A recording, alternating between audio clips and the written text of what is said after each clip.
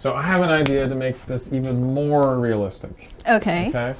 So it turns out that the stars in the sky are not totally random in this way. So it's random, the masses of the stars, but this code here is not quite as realistic as something else that we can do. So if we go back to the program, there's a more realistic thing. So basically, the code that we have here assumes that the stars are just as likely to be, less than the mass of the sun as they are to be more than the mass of the sun.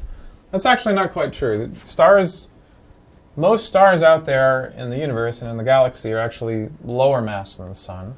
And so you're more likely to be lower mass than you are to be higher mass. And so this function here, which is called saltpeter random mass, is slightly more realistic. So can we put that into the code and see what we get? Yes, we can. So what I'm going to do again is copy that to the clipboard, go over to my code, and instead of having this m for mass be random, we're now going to delete that, and we're going to paste in, Control V, this saltpeter random mass, and just doing that so it's flush. So now instead of it being random, it's going to use this specific function to generate a mass. And what we should see is that all the stars that we generate, it should be much more consistent with what we see when we look out into the night sky. Yeah. So it might look a little different. So let's see what it does. I'm going to erase this stuff so we don't see marker in the background with the stars there. But go ahead and play it. All right, ready, go. Yep, and when it's done, it'll save a file that we can look at on spreadsheet. All right, there we go. There it is. Does that look different to you? Let me get this out of the way. It is very subtly different. There are a few bright stars, a few dim stars. Actually, this kind of looks almost like the handle of the Big Dipper or something. Yeah, so I think there's overall somewhat fewer bright stars. Yeah. So let's check it out. So just by looking at this image, we can't really, we could guess how different the images are.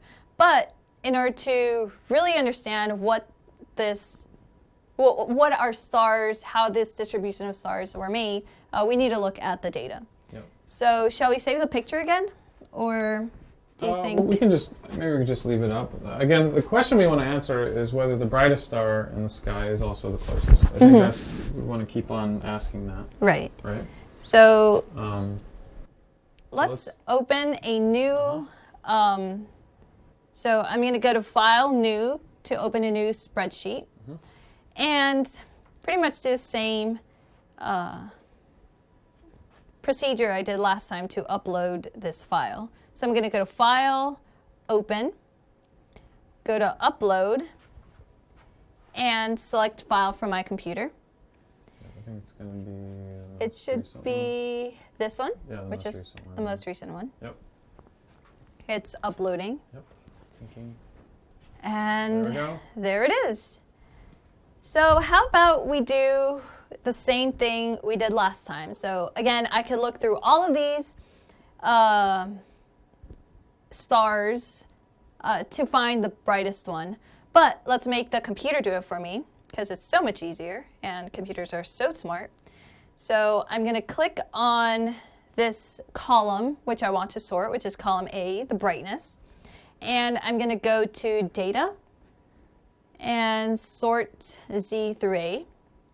And that's going to sort it by the brightest at the top and the dimmest at the bottom. So do we want to write these informations? Maybe I should write it over here so I'm not blocking the screen when we take a look. So the brightest the brightest star. You do research on satellites. Yes, I do. They're stuck in my head. I almost said galaxy before that. The brightest star is 87,000. the luminosity of this star is 5.4. Its mass is 1.52. So remember, that's 5.4 times the luminosity of the sun and 1.5 times the mass of the sun. And the distance is 2.2. 2.22. So that's 2.22 light years away from us. Now let's see if it is also the closest star. I mean, 2.22 is pretty close, right? But is it the closest? We'll find out. Yeah. So to do that, I'm going to click on the column I want to sort, which is the distance. And I'm going to go again to data. But now I'm going to sort A through Z. Yep. I learned. And look at that. It says the closest star is actually 2.1 light years away.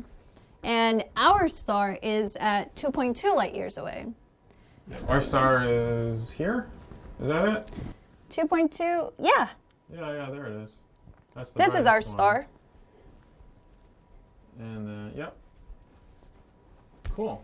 So this is telling us that the brightest star doesn't necessarily have to be the closest star to us. Right. So, what do you think is different with this new mass, this new random mass thing that we're doing that compared to the other one?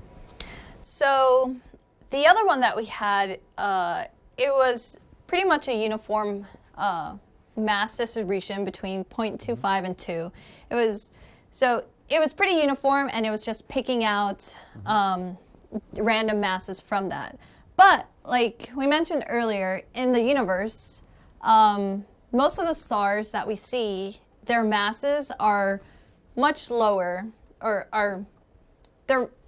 it's more likely that their mass is lower than their mass is pretty high. So what this new function did is weighted it so that the masses that are lower, there's a higher possibility for them to be randomly picked than the masses that are higher. Right. So let's think about the differences, and actually, why don't we go back to the old version, which is on this other tab, and let's just sort on the mass. So if we sort by the mass here, we want to know what the minimum and the maximum mass is, right? So here, the minimum mass, the lowest mass is that 0.29? 0.29, yep. Okay. And what about the highest mass? Oh, the highest mass, I could just flip it over. Yep, so you could sort it the other way. Highest mass is 1.9. 1.98. Okay, so that's what we were doing before. Yes. And then with this new model, the highest mass, the lowest and the highest mass is? The lowest mass is 0.5. 0.5. Okay, so it doesn't go quite as low with the mass. And the highest mass is, what do we got? 1.94. So about the same for the highest mass, but the lowest mass is a little different. So there's some differences between these two models for what the masses of the different stars are. And one thing you should do if you have extra time is to actually make a histogram. So insert histogram and take all these this whole column and plot up how it compares one to the other. So the last thing we should do is we should actually go and think about the real sky, right? And so thinking about the closest star systems to the Earth. Okay, so there's some fun links here on the activity tab we can bring up. I'm going to go ahead and erase this thing so I don't feel like we need it anymore. But there's some Wikipedia pages talking about the closest star systems to the Earth. So we can go ahead and bring that up. It should be towards the bottom, I imagine. Oh, here. Okay. So there's this really fun table that has all the closest stars to us. So if you're wanting to get away from the solar system, and you're getting tired of the solar system, and you want to go somewhere else. So here we are, the sun, obviously the closest star, right? The next closest star after that is called Proxima Centauri. Yep. And then there's some other stars that's orbiting or something. There. How far away is that? Proxima Centauri is about 4.2 light years away. And then the other two that are in that about the same system is like 4.3 light years away. But what we're interested in is knowing the brightest star that we see in our sky. And that happens to be Sirius. Seriously? Seriously, Sirius. Right, Sirius, even though it's the brightest star in our night sky, it is actually 8.6 light years away. So, what did I say Proxima Centauri was at? 4.2. 4.3. Yep, so it's almost double the distance. There's always other things out here, right? That are not the brightest things in the sky. Sirius is the brightest star in the sky. It's the easiest star to see. Sometimes it's the only star you can see if you live in the city. Yeah, and it's not that close by. Right. So at the end of the day, our code sort of does something similar to what the actual galaxy does, which is that there's lots of low mass stars like these ones, but there's some high mass stars that are nice and bright. And so our code sort of helps to model that. Now there's some fun things that we could do if we had more time to make our code even more realistic. I know we're kind of crazy with the realism of stars at this point, but believe it or not, there is other ways to make it more realistic. So here's one. So that there's a challenge here to check if the stars are bright enough to see. Do you want to explain what this is about?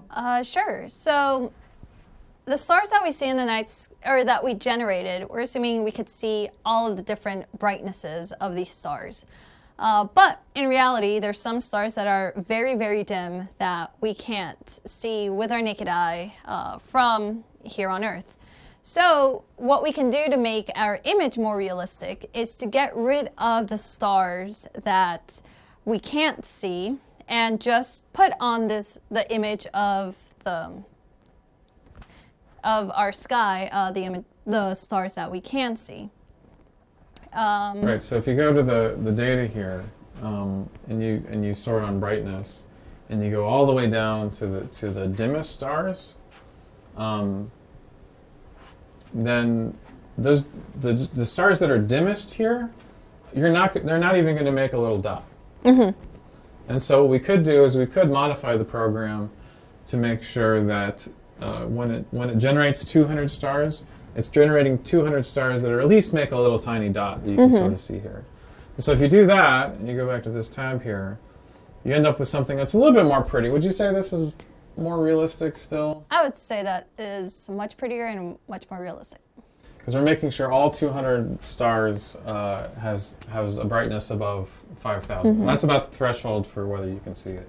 Now, you'd only be able to see something, though, this pretty if you were out where there was no light pollution. If you were out in the city, in the middle of New York, you might just see the moon. And Sirius. So the question is, like, how do you modify the code to do this? And so I'll give you a hint. I'm not going to tell you how to do it all the way. But you'd go back to the code, and somewhere in here, when you're deciding whether to draw this thing, you should put an if statement before this to say, only draw this thing if the brightness is above 5,000. And only count this as a star if the brightness is above 5,000. And that way, you're only drawing things that actually do make a little dot here. And make it look more like this. Now, what's the last thing that people could do to try to make this more realistic? Has to do with the colors, remember? Oh, right. So the last thing that you could do is, so remember when you look at the night sky, for example, if you were to look at Betelgeuse, Betelgeuse is not a white star like we have all of these here. Betelgeuse is actually a red star. And if you were to look at all the different colors of the stars, they range between red and blue. Like our sun, for example, is yellow, pretty much yellow. So another thing you could do is instead of having all these stars pop up white, give them a color. But the color corresponds also with its mass. So the least massive stars are gonna be red, just because they don't give out that much energy, right, per second, like we learned. And They're colder. And they're colder, right? Yeah. And they're colder. So another thing with astronomy, with light, right? Something that's blue is actually warmer than something that's red, even though Sounds crazy. Sounds crazy, I know, because we think of the opposite here on Earth, but no, everything that's blue is actually very, very hot. Things that are red are much cooler. So yeah, then if you get more massive stars, you can make the more massive stars bluer. That's right. Red, bluer. Yeah. Yes. So you have to go into the code and just make sure that the lowest mass stars are red and the highest mass stars are blue. Exactly how red they are, exactly how blue they are, that's okay. Just as long as you try to get it to work. But then you get a little bit of color here and it starts to look even more realistic. Right. And I think that's it. Yeah, thanks for hanging out with us. So we hope you enjoy the night sky simulator. It's lots of fun making cool stars. I love astronomy, love looking up at the stars. So, till next time. Till next time. See ya.